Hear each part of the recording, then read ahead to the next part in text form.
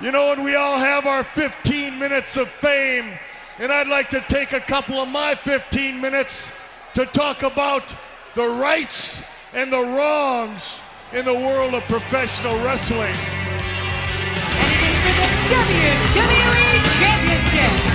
This match is for the ECW World Heavyweight Championship. The World Heavyweight Championship. The match and new NWA Heavyweight Champion.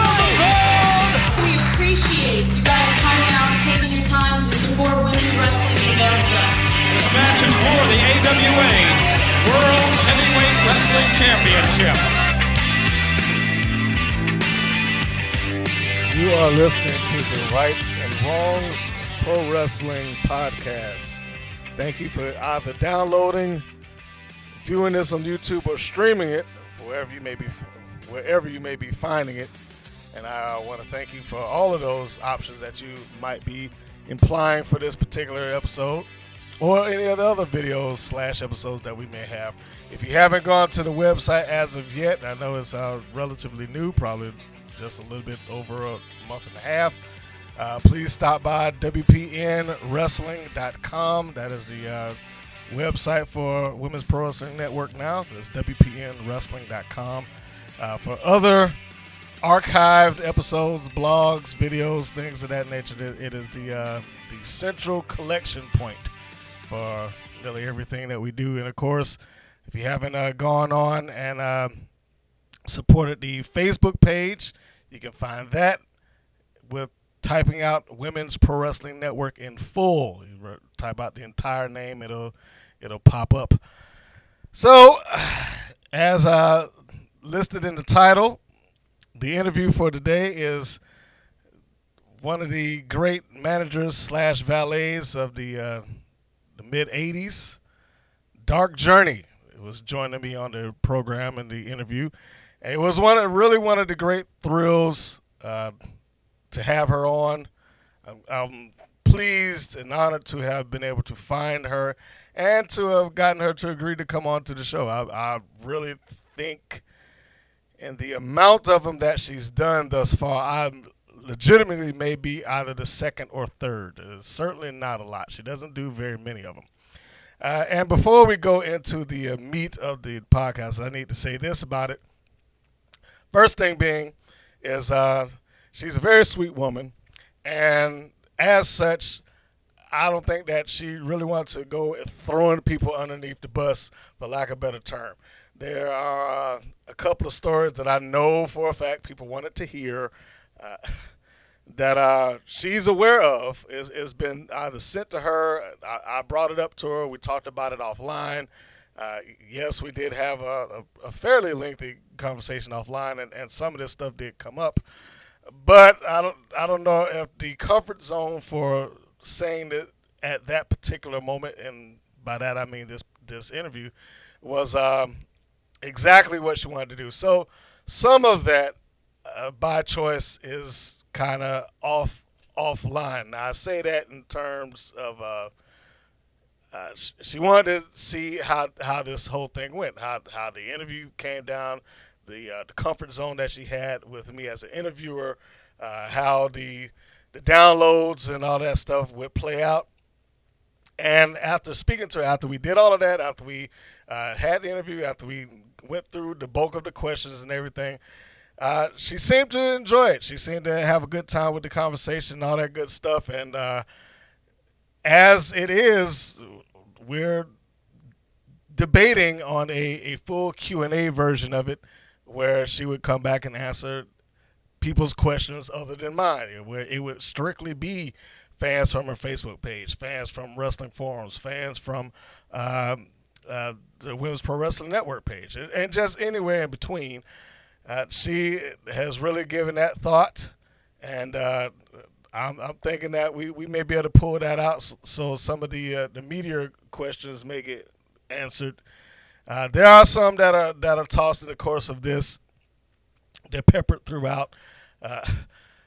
Some of them you're going to have to read between the lines, quite honestly. If you have read the Wikipedia, if you've heard some of the particular rumors, I think one of the big ones had been that there was some version of relationship with her and Bill Watts. She got into that. She got into a little bit into what she was doing prior to wrestling, and just a bunch of good stuff like that. So you certainly want to take a listen to what's going on with her there, and I do believe that she, before even getting to some version of Q&A, that she does want to address some of these more popular questions, and then we'll just kind of wait for the more obscure ones to come up in Q&A format. So, that being said, one other thing, I did want to start doing this in the podcast, kind of creating a means to put over some of the young ladies that have gotten onto the wrestling circuit that you may or may not have heard of or had not the opportunity to see. First one I want to say before we get off into that is Demetria DeRose. If you haven't had a chance to catch Demetria DeRose wrestle, you really need to do yourself a favor and look up some of her matches. Doesn't necessarily have to be on my channel, although we do have several matches of her against Aja Super Pereira, one of the bigger ones, Mickey Knuckles, and Pandora, all of which have been pretty good matches. And I would say if any of them do her justice, the one that took place at AWE's event against Mickey Knuckles, who is basically recognized as one of the queen of the hardcores, and they beat the crap out of each other. I mean, they beat each other senseless throughout that club. It wasn't a very lengthy match, but it was a hard-hitting match.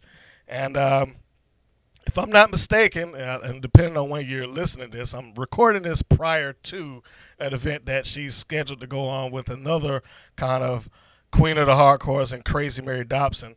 And we're looking to get our cameras out there for that.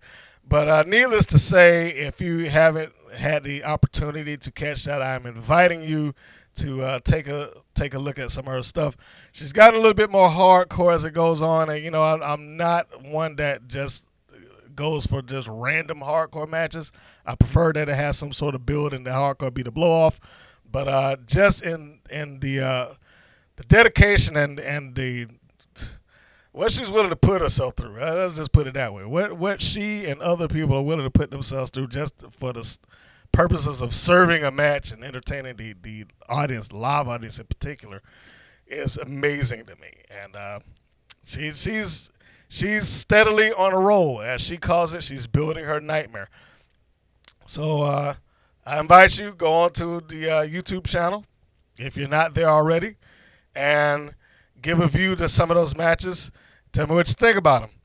All right, now that's out of the way. Let's get to the meat of it. So here it is, round one. And I stress that with myself and the legendary manager of the 80s, Dark Journey. Today on the podcast, we have a legend in pro wrestling, at least one of my legends. And she is one of the great valets/managers of wrestling's glory days, that being the almighty 80s. She's managed legendary names such as Dirty Dick Slater, The Missing Link, and co-managed the Four Horsemen walking into the first ever War Games. That is a huge resume. This is the one and only, the beautiful wrestling's Dark Journey. Hi, Brian. How are you? Very good, and you? I am great because I got you on the phone, and for a lot of people, you would have no idea what things like this mean to us, to be able to actually sit and speak with you. So I'm wonderful. I could tell you that right off the bat. Good. So I know that there's a lot of information floating about on the webs about Dark Journey. We're going to try to clear some of that up, get it directly from the woman herself, so that there are no misinterpretations on who you are, how you got into business, and maybe along the way we can get some stories of the ongoings in Mid-South and Universal and the NWA in the Crockett era. Sorry, not Crockett Cup. let's start at the beginning. How on earth did you get involved in wrestling? I mean, the industry was super guarded at the time that you did, and everybody says it like it was easier to get into the mafia. How'd you manage that? That's funny. Well, I had no idea it was like getting into the mafia. I must have known the right Godfather then, huh? Well, apparently you did. Everybody says that. Everybody like, hey, you just didn't walk in and just get in it. So, I mean, how? What was the Yeah, I was very fortunate. Now that I can look back, at the time, you know, we're young, and I think some of us, or maybe I feel most of us, take a lot of things for granted. And there are things that we don't take for granted and we appreciate at the time. But I didn't understand the business. I met Dick Slater, and Dick Slater brought me into the business. He saw me, he had an idea or a concept, and that was my key in. So I appreciate that, and I appreciate my time in the business. So yeah, as I said, I didn't realize at the time that it was a hard thing to break into, and I was very, very fortunate at the time. Okay. Now, were you at a wrestling show or something like that? I mean, did he spot you off in the crowd? You know, that's me. I love the way you're trying to get my information. Hey, most you said you wanted to get questions. Yeah. I think most people know I was in Atlanta and I was working, and Dick Slater saw me, and then he was talking to me. I was actually dancing at the time, and Dick Slater saw me, and I guess either he approached me or he had my boss approach me. Right. And I remember talking to him, having a cocktail, and he was talking about the business, and, you know, I really didn't know what he was talking about, but it really didn't matter because I just thought it was all, yeah, right, okay. So I would think about, maybe a few weeks later, my boss called me at home, and he said, I want you to really consider that this person, that he's legit. I've known him. He's in the business. I really think it's an opportunity for you to break into the business. So because of my boss, I took into consideration. So at the time, I invited Dick Slater over to my home. I was actually a roommate at the time at a friend's in Georgia and Atlanta. I think that's where you are. I am. Yeah, I was in Douglasville. So that's where I am right now. Yeah, perfect. So I invited Dick Slater over to, deliver his spill and see what he had to offer and what that would look like for me. So actually, when he came over, I had my boyfriend there and my roommate. So at that time, that was my family. So I had who I had with me to, listen in, and it sounded creative. It sounded adventurous. So I think I was more after the adventure because just as I happened in Atlanta, I was basically, at the time I landed in Atlanta, I was single. I got a boyfriend when I got there. But I come from Florida. I was just kind of traveling around on my own, just doing different things and experiencing life. So we listened to what he had to say, and I believe I called him back in the next day or so and told him, yes, I was interested. So actually, Dick Slater and I were not an item. So everybody thinks that, I probably slept with him to get in the business, and that was not the case. Okay. As I said, my boyfriend was there.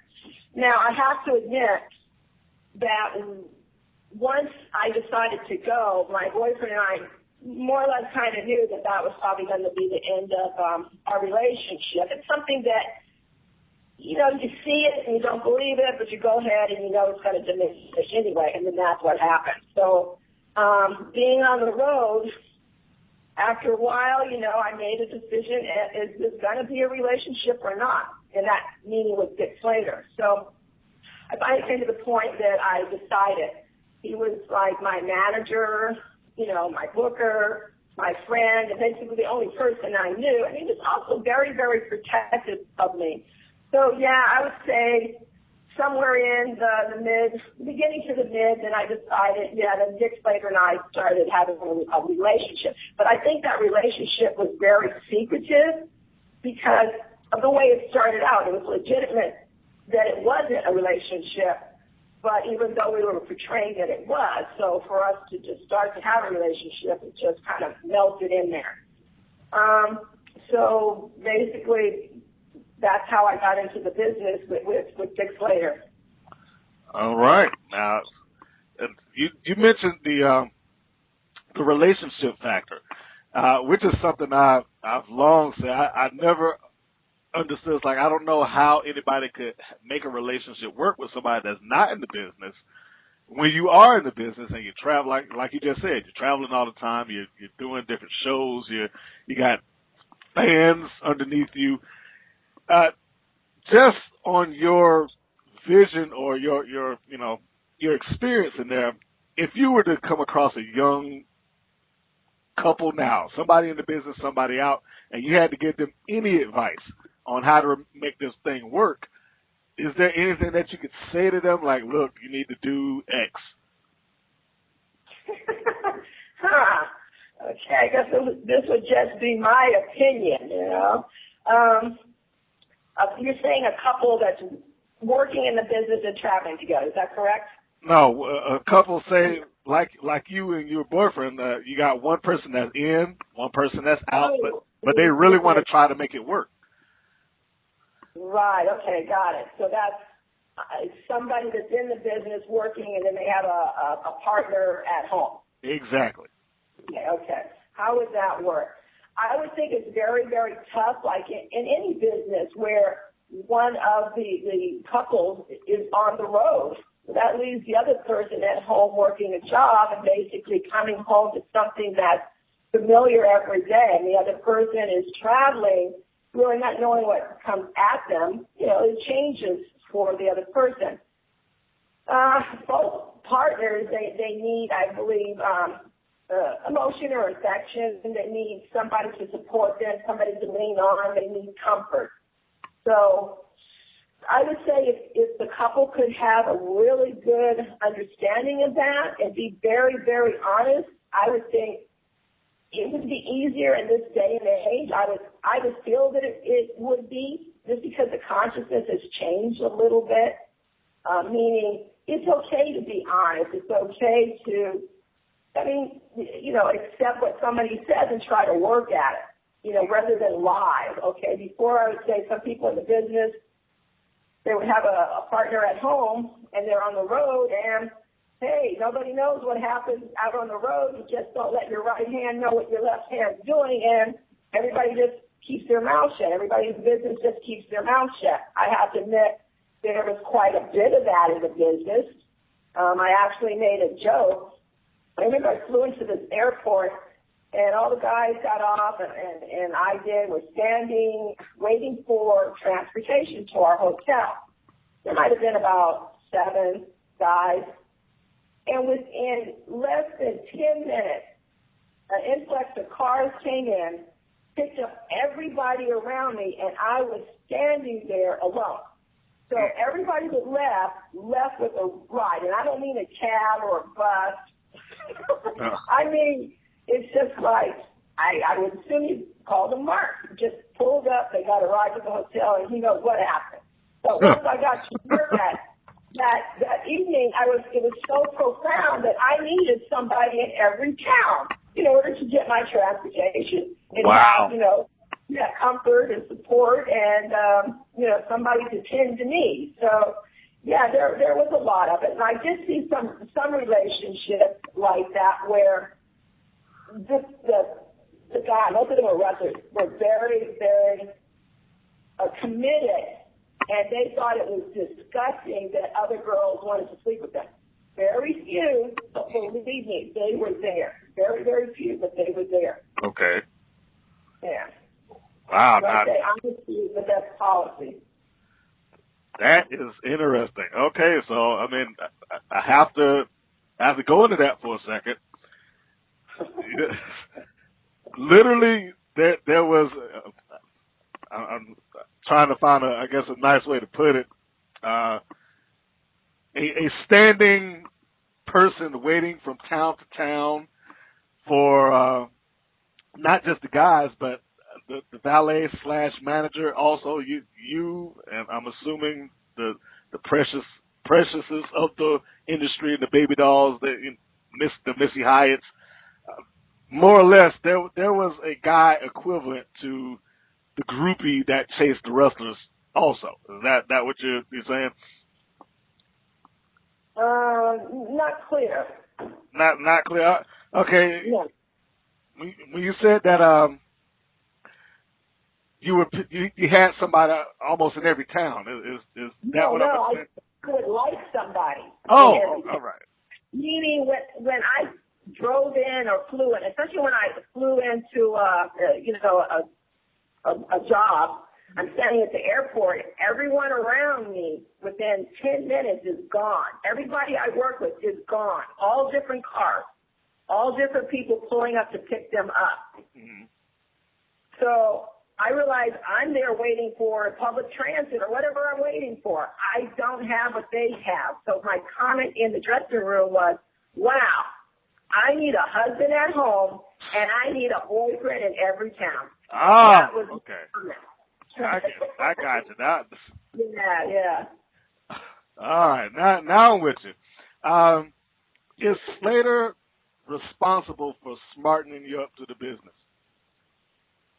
Yes. Yeah, I would say Slater and myself, because I was really, really in shock. And I remember I was talking with Bobby Bolton, and he was saying, he said, it's really amazing once people get smart and you start looking at angles and realizing everything in this world is an angle. He said it kind of, it takes your innocence away. It takes your, you're being unconscious about things. Now you look at things in a whole different light. What angle is this? And I didn't have that sight at that time. So, it was very eye-opening. It was very educational. There were some really tough parts I had to go through, but overall, all our life experiences helps us to become who we are at this moment, and we're still becoming. But I'm really glad I had that experience. I overall, I was left with a good feeling. I smile when I think about it. I had some really good times, and I got a lot of worldly education out of it. And you got a lot of magazine photo shoots, but, I won't go into that. Needless to say, I have several of those. Mid-South, that was the territory that you were primarily associated with. Yeah. And it's known for being pretty hard-hitting, gritty, some pretty intense fans. And from the guys, you hear dangerous situations involving those fans. Did you ever get to a point while you were working there, because you had your moment when you were working, you were the bad guy. Was it ever like, oh, man, this is dangerous? Did that ever cross your mind? Like, I don't know about this. Yeah, there were some times I didn't want to quit. That first of all, let me tell you, it wasn't. It could have been that dangerous where people were like, you know what, my life and my health is, I'm out of here. Mm-hmm. But it never got to that point. I was more frustrated in how do I protect myself. Okay. Dick Slater and I had a match. We were getting a lot of heat. This was in Houston, and Paul Bosch was the promoter there. We're getting a lot of heat in this match, and as Dick is leaving the arena, someone walked up. No, you know what? I take that back. That wasn't in Houston. That was in Oklahoma. As Dick was leaving, somebody walked up and just extinguished a cigarette in his eye. Ooh. So when we go back to the room, he's getting assistance from the paramedics that were there, preventing his eye or whatever. They came and said and showed us this dart-like thing that somebody had blown also. Somebody had taken some homemade dart, who knows what was on the end, if there was anything on the end, meaning a substance that could have made us sick or whatever, and blew it or threw it at one of us. So there was that situation. Another time I was at the ring, And I heard something whiz, because I always move. That's another thing. I believe you should always move and always watch your back. Humperdinck, Humpy, he used to tell me, DJ, when you get a lot of heat, turn your back towards the ring. Watch your back. You know, in other words, face the crowd. Mm-hmm. My back was towards the crowd. We're getting heat. I'm moving around. And then I hear something whiz by in my head. And I just kept moving, but I heard something hit the ground and say, cling, cling. And I looked, you know, I kept moving but acting like I wasn't looking, and I caught out of the corner of my eye, and somebody had thrown an open pair of pliers. Oh wow. Right, and he did just miss me and, you know, hit the ring. I was spit on, leaving the ring. I mean, I'd have nice expensive sweaters. By the time I get back to the dressing room, they're full of spit. You know, I mean, people literally cleared their nose to spit on me. I've had people dump drinks on my head. I've had them just jump out of the crowd and jump on me where the police are grabbing them and I'm on one end and, you know, the other person they're pulling off me. So, yeah, there was that. And there was times we were not protected leaving the ring where the police thought it was a joke and they just laughed. But the bottom line is people get hurt. So, yeah, there were times like that, but not where I just wanted to abandon, you know, working. Oh, the stories of Mid-South. That's very entertaining. Sounds quite dangerous. I mean, an open pair of pliers. All right. I mean, if for those out there that's listening, if you ever did any work around your house, you know that those things could be quite dangerous and could crack some skulls. So, wow. Anyway, and you also. Yeah. Got you quite a bit of managerial education there. He says Oliver Humperdinck gave you the heads up. Keep your eyes on the crowd. Keep walking. Absolutely. That is great, and now you're giving it out to people for free. Listen to that. I could apply in life, just life in general. Yeah. So any managers out there right now that's thinking about it. You know, you've just got a little bit of managerial education from Dark Journey. Mid-South also did some groundbreaking stuff there. And I talked about one of these with you off air yesterday, and I have to bring it back up because it's one of the all-time moments in that promotion. I believe you're the first woman to take Jake Roberts' DDT. Yes. And I told you when I brought that up to you, like, you know, the DDT in today's world is a very overused, some would say, maneuver. It's lost some of its luster, but when Jake does it, even right now, when Jake does it, that's the end. That's the end of the match. The guy is dead, and you took that. Like, I wouldn't take a DDT from Jake now. That's good, yeah. So tell me, I mean, just for the benefit of the people out there that's listening, and if you go to Dark Journey's Facebook page, she has the video of this particular incident. Is there anything that's wrapped around? I know you said there was like no rehearsal behind this. You just right.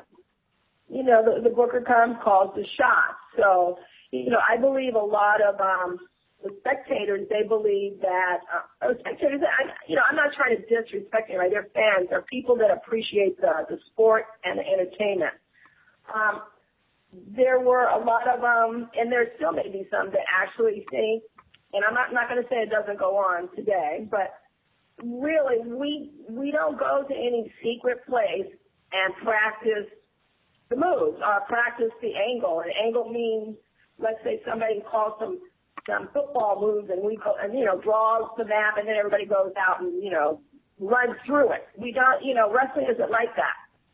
You basically, you know your skill, you know what you can do. They call the shots, the angle, you know where your cues are, where to be, and you better listen up or be a very good improviser. So, Yeah, we didn't go and practice that. It was basically, I think that was Ken Martell? Yeah. They were going to have, it kind of led up to it. You know, I was just such, I guess, a dirty heel, and, you know, Jake didn't want me to be even around at ringside. I mean, there was a time where Jake had me put in a cage and sent up to the ceiling because I interfered. Supposedly I interfered in the matches. Supposedly, yes. Supposedly. So, there was a match for the title belt, but Jake didn't want me around, and he told Dick he'd fight him over the belt only if they get Dark Journey to Jezebel out of the match or the ringside or whatever. Well, a fight broke out before we could actually get to that point, and well, the angle went that I sprayed Jake with some substance in the eyes, blinding him. I'm waving over Dick Slater, telling Dick, come on, get him. Dick's down because Jake's already hit him. But when I blind Jake, now is my opportunity to get my guy, Dick Slater, over to Jake Roberts so he could beat him to the 1, 2, 3. But Jake can't see. He's blinded. He basically reaches up. He thinks it's Dick Slater. Bam, I'm there. I go down with a DDT. So basically that was not rehearsed. And I was actually told that I took that as well as most guys or any guy out there. I would imagine so. And the most important part about that is that the audience exploded. Oh, they did. They loved that. I guess that was due, huh? I guess so. I mean, but you're sticking to your story. Allegedly, you interfered in those matches. You're not saying you did or you didn't. So we'll go with that. That's tremendous stuff. But you also were involved in Mid-South while they were going, I think, 2 big transitional periods there. Because hopefully you'll help me with the timeline here. But we're talking about 86, 87? Yes. Okay, so within that time frame, you're transitioning from the regional promotion of Mid-South to Universal. Were y'all informed, or was there like, hey, look, we're doing this because of we're trying to make an expansion, we're looking to, conquer the business? Was there a speech? What did you know about this? I mean, as a worker in the locker room, what did you know about this transition from Mid-South to UWF? You know what? That's a good question, and I'm going to actually have to ask. I'm not sure what that was about. I didn't really get any locker room conversation over here or anything. I don't know what the point of it was, behind that changeover. I really don't know. I can't answer that for you. Oh, that's all right. It might be my memory, and I might go, oh yeah, but I can't think of anything right off. I'm sure, it's all business. Yeah. Well, with you, there's a wealth of questions. So, I'm just hopping around from one question to the next because you got a lot of information in there, and I love it. And speaking of a lot of information, I'm gonna jump off of the track here and bring it up to today. What's the deal with you and lemon drop martinis? I love lemon drop martinis. I love martinis. Throughout my adulthood, I went from wine. Well, I'll probably back it up. Let's see. I went from Black Russian. That's a drink of poison. To wine and then margaritas, and I just kind of evolved to just a very sensible drinker, and probably one of the most kindest alcohols to your body is vodka. So, yeah, I love the yummy lemon taste, and it's always part of a good meal when I go out and have celebrate. So I love lemon drop martinis. All right, so to the fans out there, if you happen to catch Journey at one of these conventions and you want to do it right, get her a lemon drop martini. Yeah. Get her a lemon drop martini. Was the Missy Hyatt versus Dark Journey feud the biggest feud that you were personally involved in? I'm sorry? The Missy Hyatt versus Dark Journey feud. I mean, y'all had a little bit of a clash there. Was that? Would you say that was one of the biggest angles or feuds or fights that you were involved in?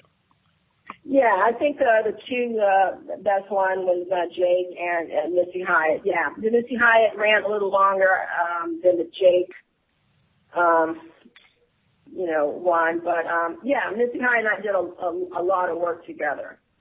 And yeah, that's another thing that the people just love. They always wanted me to get Missy Hyatt.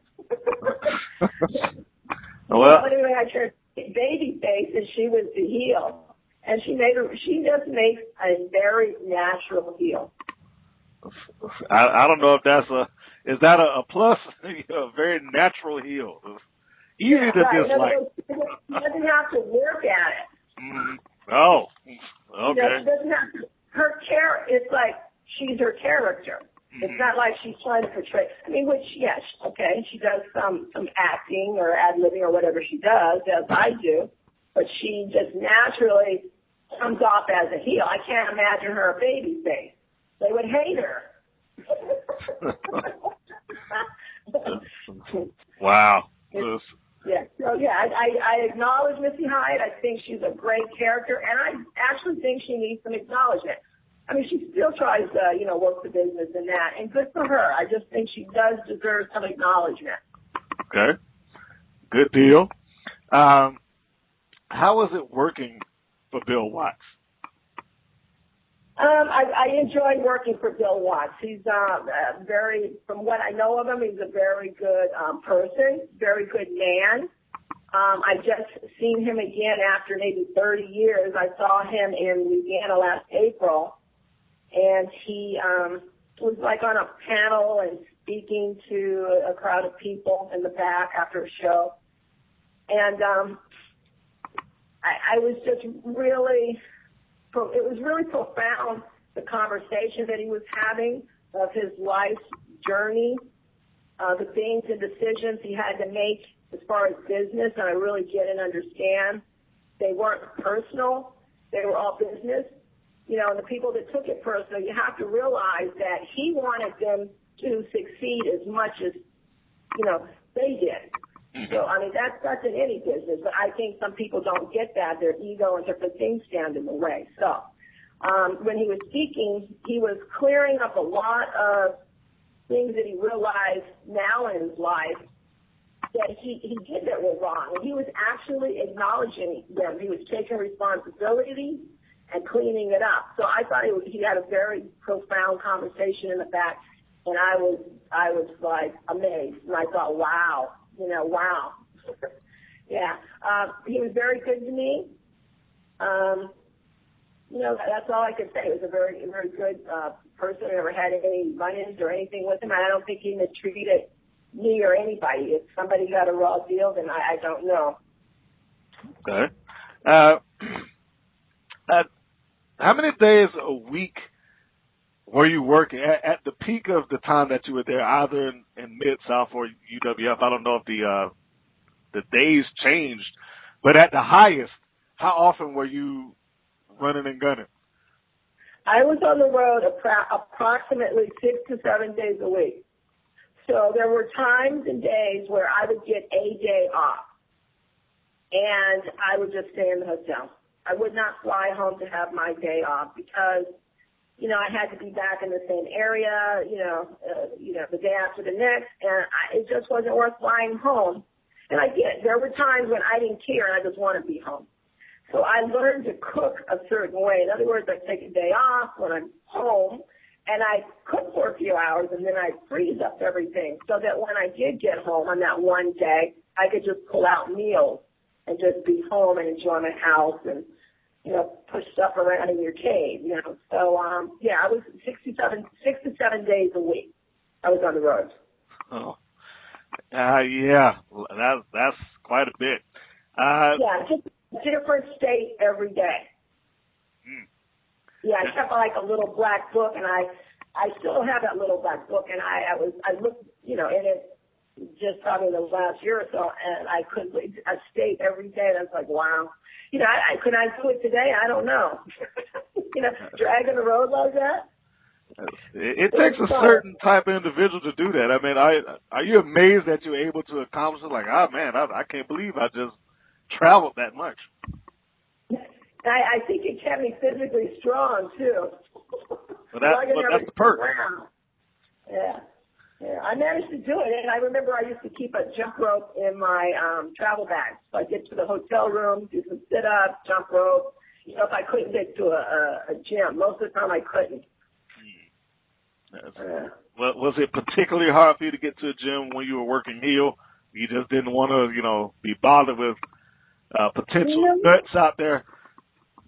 No, that wasn't it. I mean, I would be better today at getting to a gym. I guess I was a little more reserved, and every town you get to, I wasn't, even though I would love that whenever I got in a new state to actually get out of the room and see a museum, go see the historical area of the state. I would have loved that.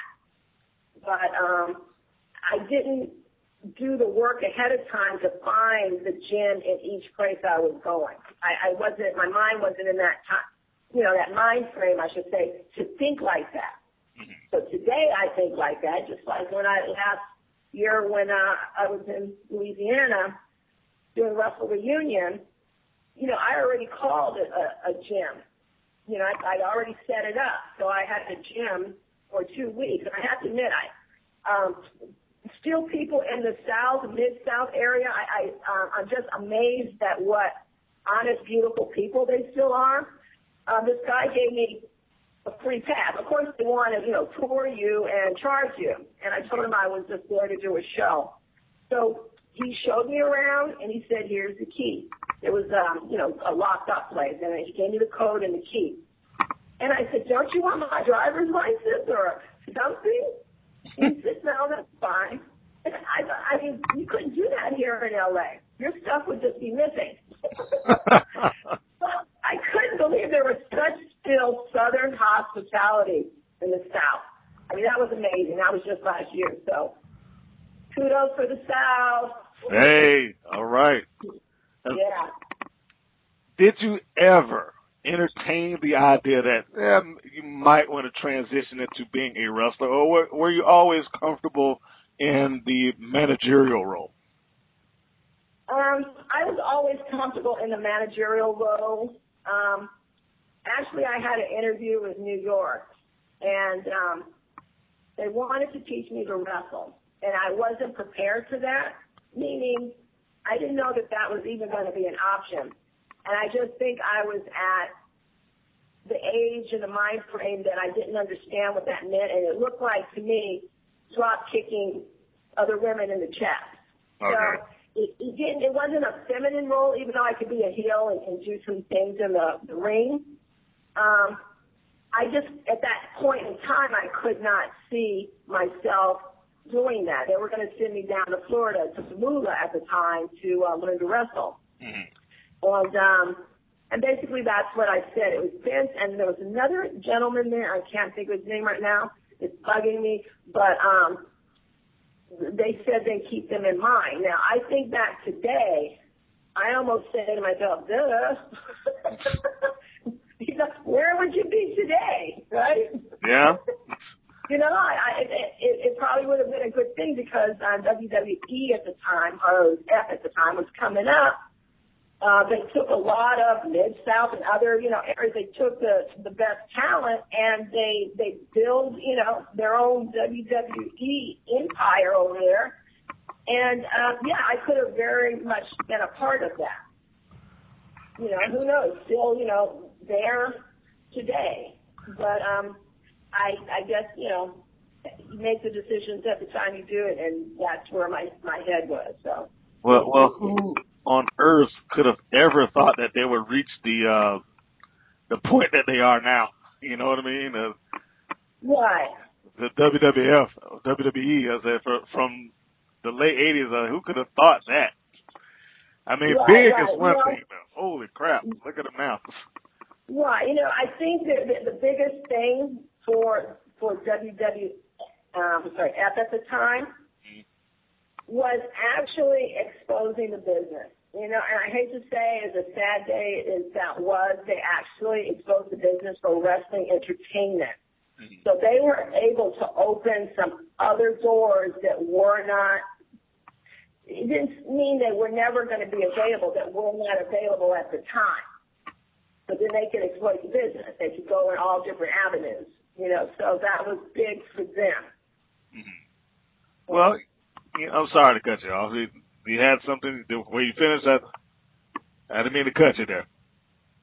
No, I finished. Oh, okay.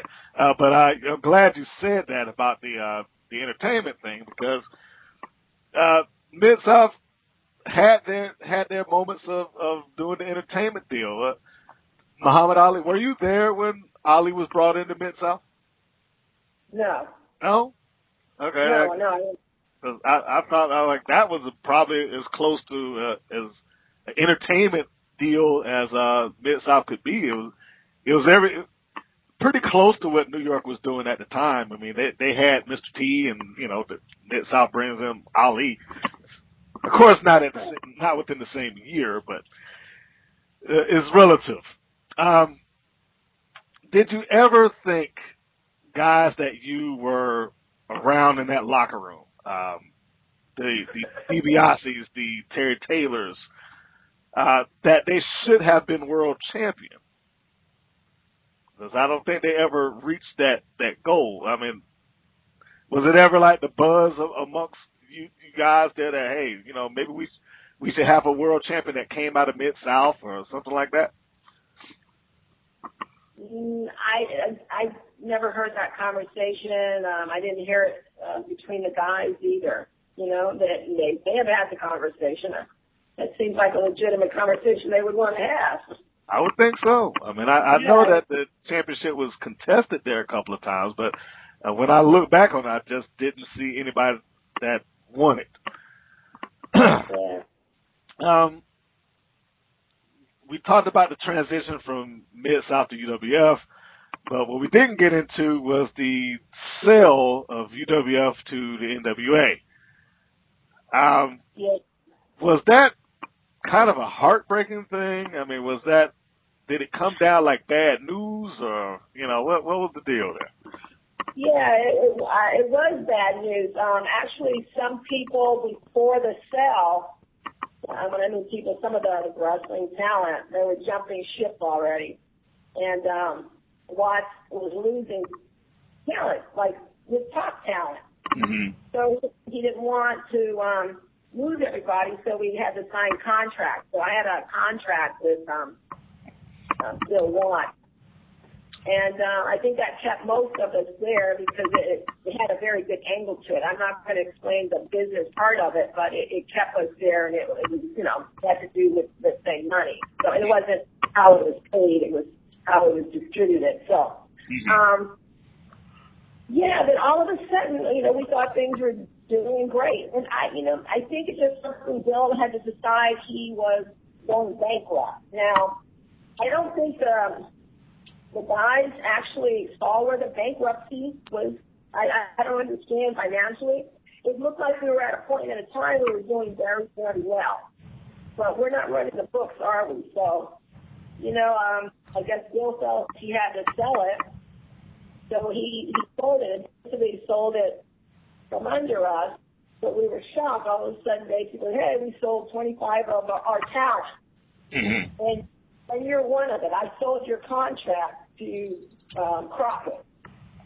So, you're just kind of left scrambling, because it's not your choice. I didn't choose to go to Crockett. I didn't know that part of my contract allowed you to sell me to somebody else. Wow. I think maybe if it was in small print somewhere or some jargon I didn't understand, but I didn't know that. So, it wasn't my choice. So I was sold to Crockett, my contract. It was kind of uneasy right about then. And was it also uneasy? I mean, first off, you said it wasn't a choice. The contract was sold, so there was no say-so in you appearing on Crockett Television. Now, how did the Crockett locker room accept an influx of UWF talent coming into their programming? I think a lot of them didn't go. I think they actually jumped ship anyway, jumped contract. Because it was, let's see, we had Jake went to UWF, Duggan, Slater. I'm trying to think there's a bunch of people that went over that way. Yeah, when I went to Crockett, wow, I really don't remember too many of us over there. You know, I mean, I can't, right off the top of my head, I can't even think at this time. But no, there wasn't even a handful. What I mean by a handful, there wasn't even 5, I don't think, that went there. Really? Ended up going there because I guess I talked myself out of a job in New York, and I ended up driving down to Florida when Crocker was doing a show down there, and I talked to Dusty Rhodes. Dusty told me just to show up for television. So I showed up for television and started working with the Four Horsemen. The locker rooms were very different. The mentality of the wrestlers was very different. We had a lot in Mid-South sports, I have to say. There was a lot of kind, very nice, conscious-minded business people and wrestling talent. When I went with Crockett, the whole mentality was so different. It was so unfriendly, and as I said this in another interview, I'm not trying to, this isn't beat up Crockett hour. It's never that. Crockett, I'm sure he's a very nice man. He's got his qualities, but it's just, you can walk into certain environments and you can feel the energy change. It was a very different mentality at Crockett. They were very unfriendly, very masculine, dominant. Very not friendly to women at all. I don't know. I was told that by Baby Doll, and she was right. So, it was just very different. I wasn't as close. With Mid-South Sports, I was able to go into the dressing room. Meaning, if I was in my own dressing room, then I'd get ready and I'd go over to the guys' dressing room, and we all hung out, after. I mean, I was close enough with some of them. They loaned me their car, their transportation. I mean, it was just, carpool. It was just a very nice way to be in the business and grow up in it. But yeah, when I went with Crockett, it was real different, very raw and divided. So, and like I said, not many of us went. So yeah, I really didn't hear much at all over there. So I mean, I would imagine some of that has to do with being the new talent on the block, for lack of a better term, but. Well, I mean, I guess that the entire environment was a little 180 from where you were. But it wasn't because new talent came in to Crockett. Like I said, I'm thinking back right now as I was listening to you talk. I really think I was the only one over there. I don't think any of us went. I think they all took off. No, I think I was the only one at that time. Now, I'm not going to say after I was out, some of the Mid-South didn't, talent didn't, go over to Crockett. But, I think the Rock and Roll Express was there, I think. Yeah. But, yeah. Yeah, I know Dr. Delta went. I can't say when. I know he was on the War Games show with you. I know that. But I don't know if he, transitioned over with you. But I don't remember there. That's what I'm saying. I don't remember anybody there. Yeah, I don't even know if they have that video out. I've looked for several, a couple of occasions. I don't know. I never find it. And they don't show it on the network. And I know they own it, but they don't show that War Games for some reason. Any memories of being at the inaugural War Games? Did you know that it was going to be kind of a big deal? Which was that? The first War Games, the double cage thing, coming out with the Horsemen. Yeah, it was a big deal. It was really, really, really big. They had parachuters and everything there, which was great.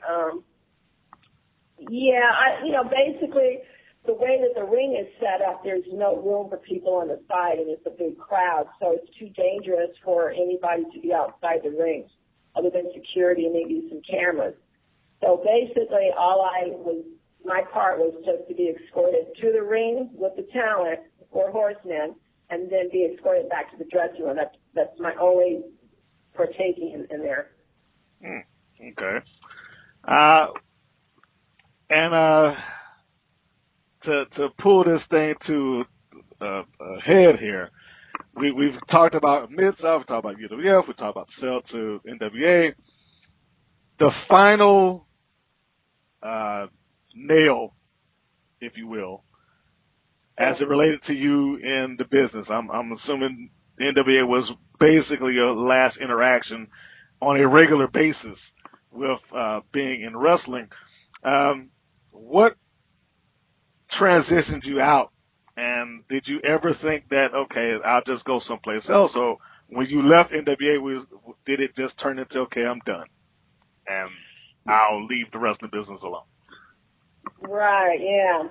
It was really tough working with NWA. Mm-hmm.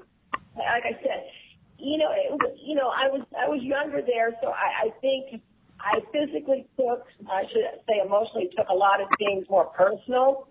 I was a lot softer then, meaning, you're still young and vulnerable.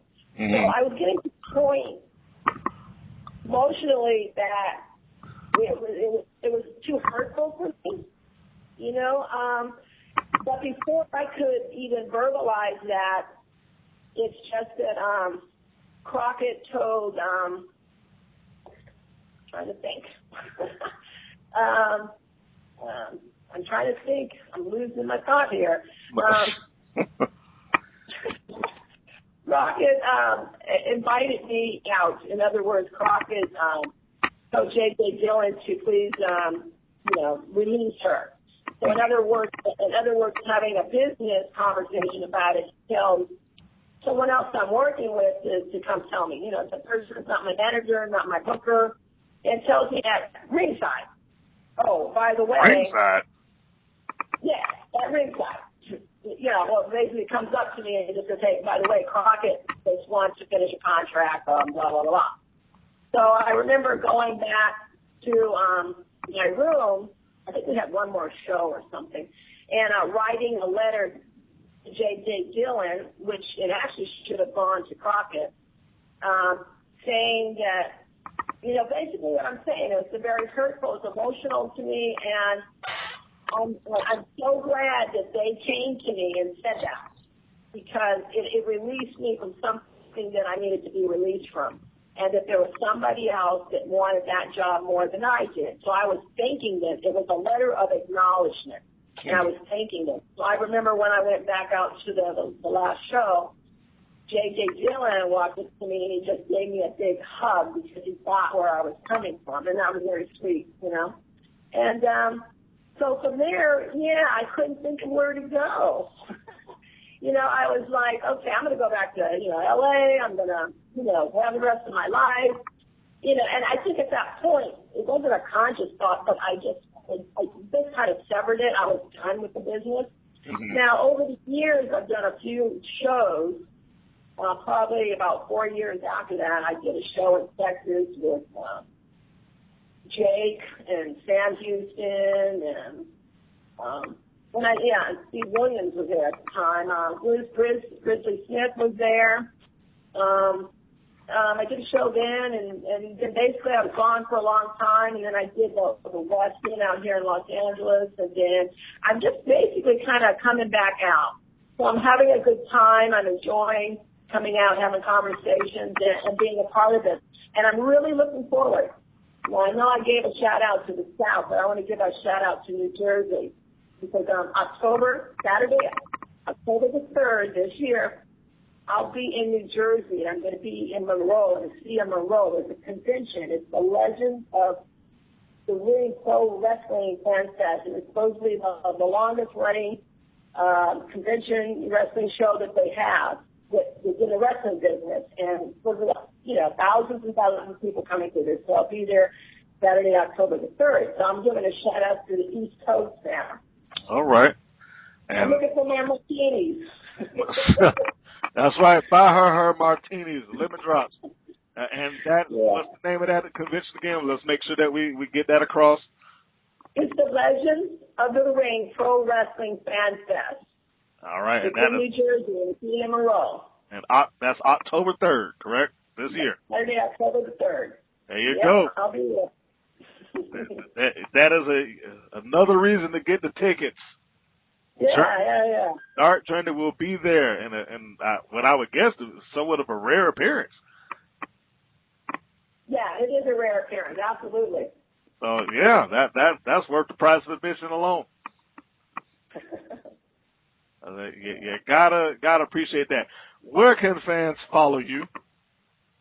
Oh, I do have a Facebook page, and the name of the Facebook page is Wrestling's Dark Journey. Someone asked, why do you say Wrestling's Dark Journey? I mean, you're part of wrestling.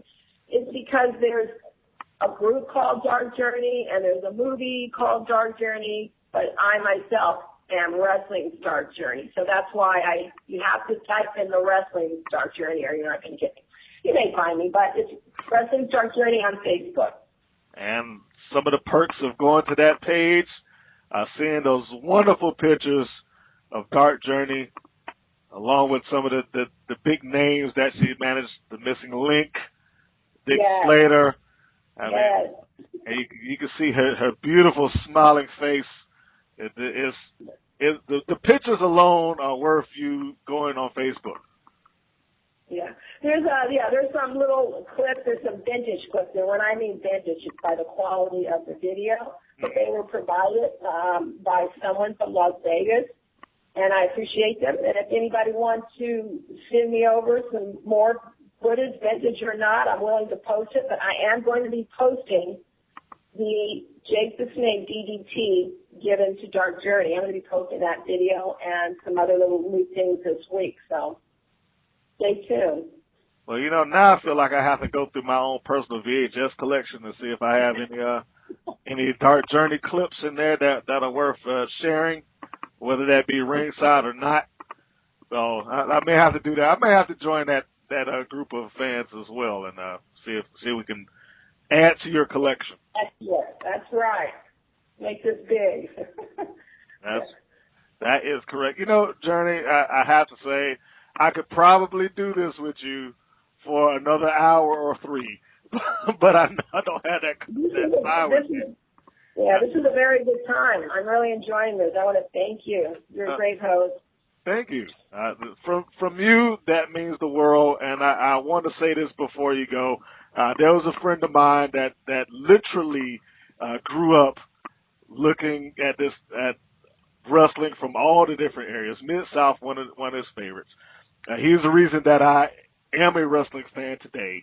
He passed away in 2009, and this show is strictly dedicated to Kirk Maddox. I love that guy, and it's a joy and a thrill to have you on for him. Oh, okay. I just wanted to share that with you. So, okay. So of that, one last thing. The independent circuit, do you have any other, aside from the convention, are you available? I know some promoters out there may want to get in contact with you. Is your Facebook a good way for them to contact you if they are trying to bring you in for other shows? Absolutely. I'm all about having fun right now. Okay, so there you have it. I want to exercise my creativity. There you go. So it's safe to say, if you're a promoter out there, or if you have a wrestling convention and you want to bring Dark Journey to your event, you can find her, and I'm going to say it again, Wrestling's Dark Journey on Facebook.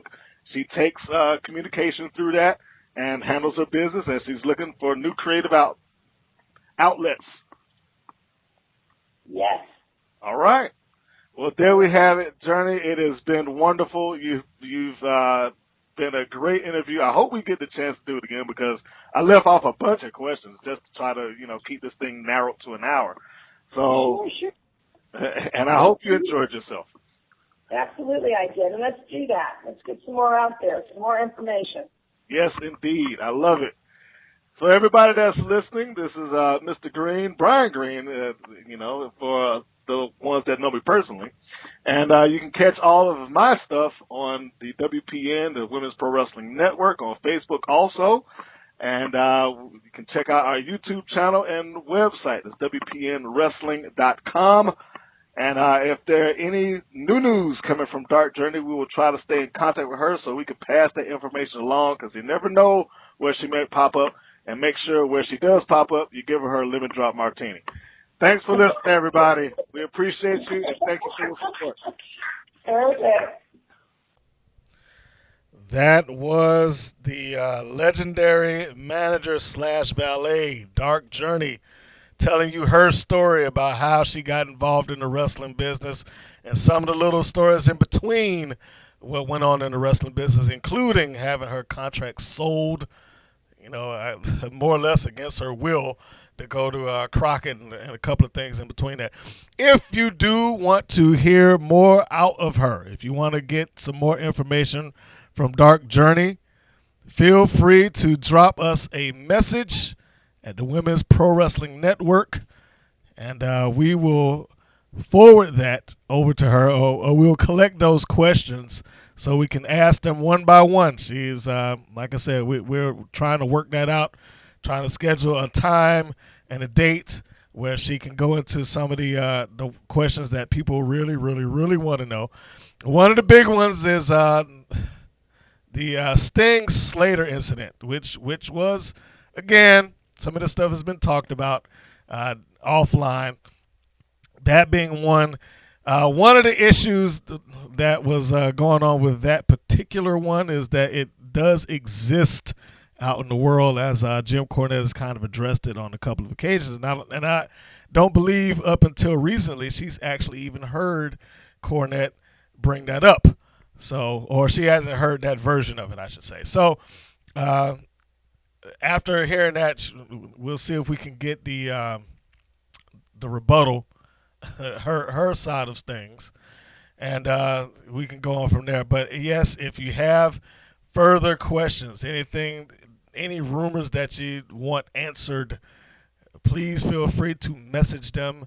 Facebook, Women's Pro Wrestling Network. Those questions will be collected, and we'll be sitting down and talking with her again to do a part 2 of this, because